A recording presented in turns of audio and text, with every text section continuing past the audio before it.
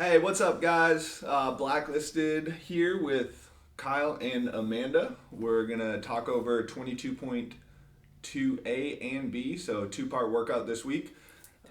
What's that? 23.2 and Oh 3. man, I said in our video the other week, or last week, I said 21.32. Oh. So 23.2A and B. So there's gonna be a lot of different strategies for this one, guys. It is just two movements, but there's a lot of different ways that you can attack this workout. So we're going to give 3 different strategies in this one for everyone, kind of based off your ability level. And then we're going to just encourage you guys to go out and look for some other strategies or look at other companies' videos and try and find something that kind of resonates with you. If it's one of ours, great. But for this workout specifically, just try and find something that kind of resonates with you. This workout is retestable though, so if you guys mess up your first attempt or first strategy, it's okay. This workout is very retestable. So, Amanda, what are your initial thoughts on this one? Fun. No. Basically, I think just like managing my heart rate on the shuttle runs to make sure that I can grind through the burpees or the burpee pull-ups. Yeah. So that my heart rate's not jacked for that, where like I'm taking too much time per rep on that. Because I think grinding through that is going to be what, at least for me, that I need to do to like get my best score. Yeah. Yep. Yeah, I mean, I think for the elite, this actually is kind of like a more straightforward workout. Yeah. We broke it down into 3 categories. So elite, what you guys watched on the announcement video, kind of bubble semi or semi level athlete, and then quarterfinals athlete. So elites, basically what you're looking at doing is what those guys did on the open announcement workout. You're going to find a pull-up bar that's like literally a centimeter away from your fingertips, and then you're going to jump into all of your pull-ups. You can start out, so they started out at roughly 10 shuttle runs a minute pace, and then they slowed down. Their longest shuttle run was 122, so 104 or 80 seconds. So I can't remember, can't do the math off the top of my head on that one. I should have done it beforehand. But so they went from basically 1 minute to 20 seconds slower. So if you kind of figure out a pace on those, maybe like a minute 10, you might be able to hit a more consistent pace on those shuttle runs than like coming out hot and having a huge slowdown later on. So that might be a little bit of an adjustment you can make based off of the open announcement athletes. But pretty much it's going to be like what those guys did. You can do something as well where you push the first pace on the burpees, and then you kind of start to slow down the shuttle runs like they did actually to keep your burpee pace at a good clip.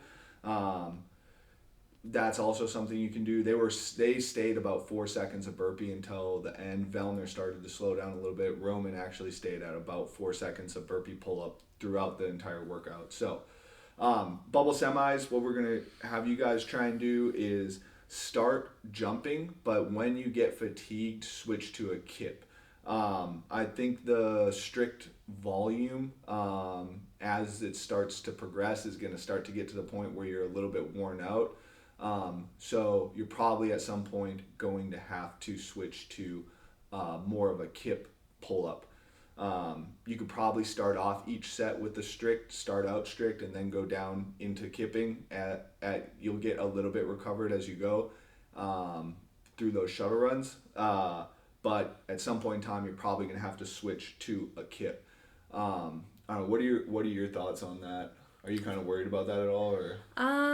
A little bit, just because I don't know what my strict pulling strength or capacity is really going to be at for this, but it's only one at a time. Yeah. But like it's definitely going to add up over time, especially if you're getting into that round of 25, 30 burpees, right, or burpee pull-ups. And given you're only doing about a half a strict pull up every time. It's Right, not. I know, It's at yeah. least not from full lockout position. Right. But yeah, definitely trying to manage that fatigue on the shoulders and biceps, especially looking into that thruster on the latter half of this workout. Yeah. So yeah, I think for me, I'll try to go with the stricts for as long as possible, but then possibly move to that kip toward the end. Yeah.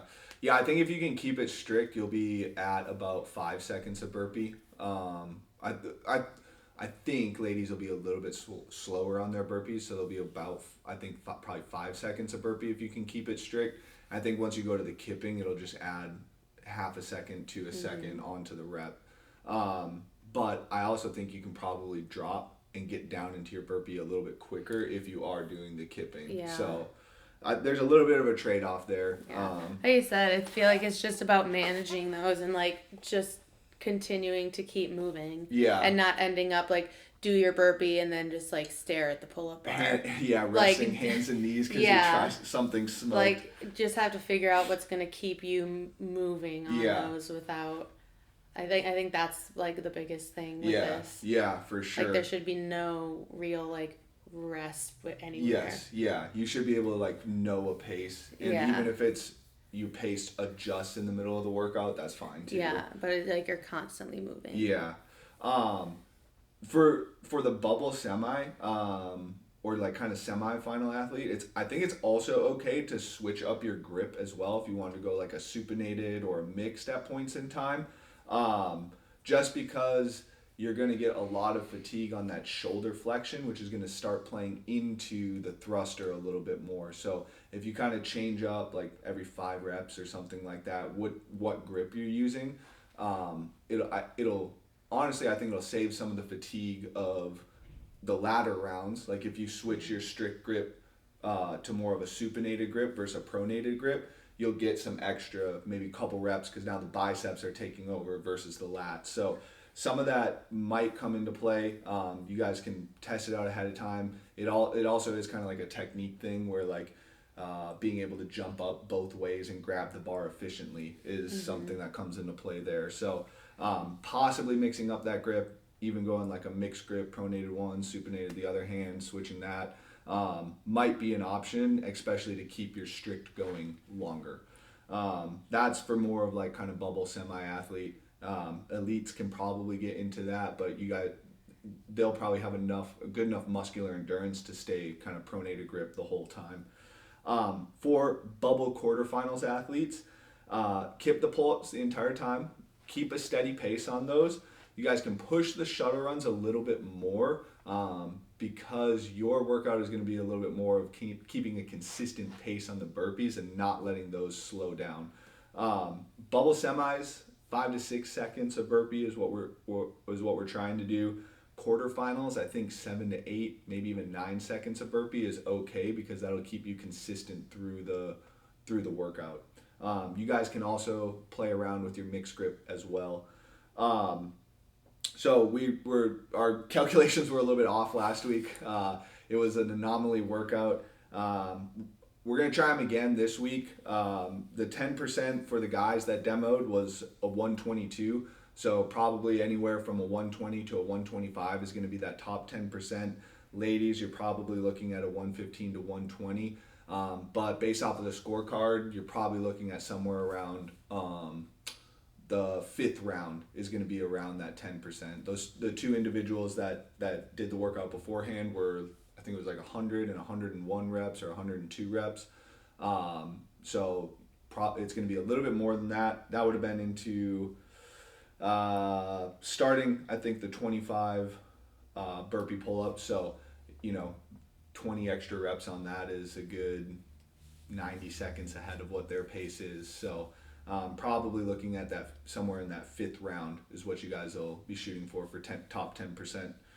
I think that's an interesting thing to think about too, is like the rep speed. Like 1 rep in this workout, a lot like last week's, like if you got back to the row or whatever, like 1 rep is a lot. Yeah. Like because each, like at its fastest, a rep takes 4 seconds. Right. Yeah, for the burpee pull-ups. So I think keeping that in mind, like every rep counts. Yeah. Which is why, again, like really just want to keep yourself moving in this workout. Right. Because if you're 2-3 reps ahead of somebody on the leaderboard, that could be a lot of spots. Just because that's like 12 to 30 seconds, depending on how fast the reps are. Right. Yeah. So.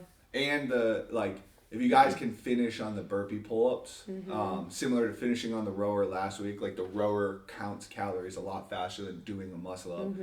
Burpee pull-ups, you can knock a chunk out a lot faster than you can for the shuttle runs. So, if you're kind of in that situation where you're, hey, like I need to push this last shuttle run to get to the burpees, don't be afraid to do that and kind of like work on recovering inside of that thruster window.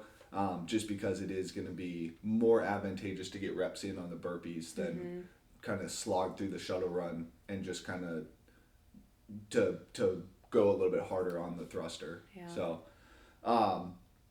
So those are kind of our three different tiers of strategies, guys.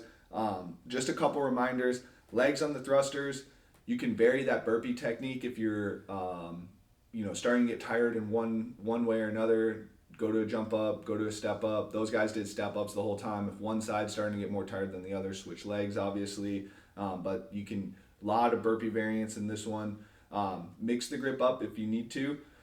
And then big thing is speed off the floor for elite athletes. That is, like you saw Roman, he was getting off the ground quick. So make sure you guys are getting off the ground quick for those burpees.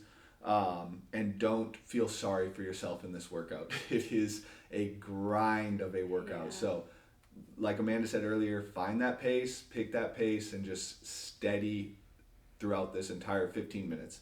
It'll start to feel long, but it's just keep chipping away, chip away, chip away. So for the thruster guys, I would not be surprised if Roman has hit a 315 thruster before, maybe even 325 off the ground. Same, Valner has likely been over 300 pounds. I'm not 100. I haven't looked a ton at their data, but you saw Roman was about could have been 20 to 30 pounds off of his 1RM. Valner was likely 20 to 20 plus pounds off of his 1RM. So that press is going to be pretty smoked on this workout, guys. You could pretty much estimate being about 20 pounds off of that 1RM. So probably looking at taking something maybe 40 pounds off of your 1RM as at like the 3:34 minute mark, and then going roughly up to that 20 pounds maybe at the backtrack, 40 pounds off about the 2 minute mark, and then 20 pounds off around the 4 minute mark. And that way, if you guys have need to take another attempt, you can, if you make that 20 pound rep, if that makes sense. You just have to pick it up before the 5 minutes is up. Yep. So if you guys hit one at the 4 minute or miss it at the 4 minute and need to come back down, that gives you guys a minute to get your weights changed before you have to go and take that final rep, pull it off the ground at the 5 minute mark. So that's 60 seconds is a good chunk of time to recover, and you'll be recovering throughout that whole 5 minutes. If you guys have done something like this before, the lifts usually feel better as the 5 minutes goes on. Your body feels a lot better as the 5 minutes goes on. So definitely try and take one lift at the 4 minute mark, just so you guys have extra time if needed. So elite athletes, you guys know your body pretty well though, and if you guys need to kind of like rest a little bit more, you guys will have as you guys go, you'll get a pretty good idea of where about you're going to be at for that lift. So. And start with something that you know you're going to hit, so you at least have a score on the leaderboard for that. Yeah. And don't, also, I think this is pretty common knowledge now, but do not forget to warm your thruster up beforehand. Don't go into it cold and just be like, I did a fuckload of burpees and running, I'll be good to go. Warm it up ahead of time. Yeah. Your central nervous system needs to feel it. Squat, all of it. You're not really squatting in the workout, right. Especially not heavy. Yeah. So warm it up ahead of time. Make sure your body's central nervous system feels that movement. And my last kind of thought here is, this is more of a muscular endurance workout than it is a cardiovascular workout. That is a general statement, and that's not going to be the case for everybody. But your triceps are going to be smoked. Your low back is likely going to be smoked. Your calves are going to be burning. Your legs are going to be burning. So just expect to have some pretty intense burning inside of this workout. And you just kind of got to learn to put up with the pain, and whatever pace you can kind of work at is whatever pace you're going to work at for this one. So time to enter the pain cave. Yep. So, you got any thoughts or? No, good luck. Yep. And run fast. Yeah. Or consistent. Or consistently, yes. Yeah. So, good luck this week, guys. We'll be putting out a second video on Sunday for just kind of some second thoughts after we watch some people do this workout, get to be on the whiteboard stats for that actual top 10%. And then, crush 3 tests. So We'll see you on the other side. Yeah. Good luck.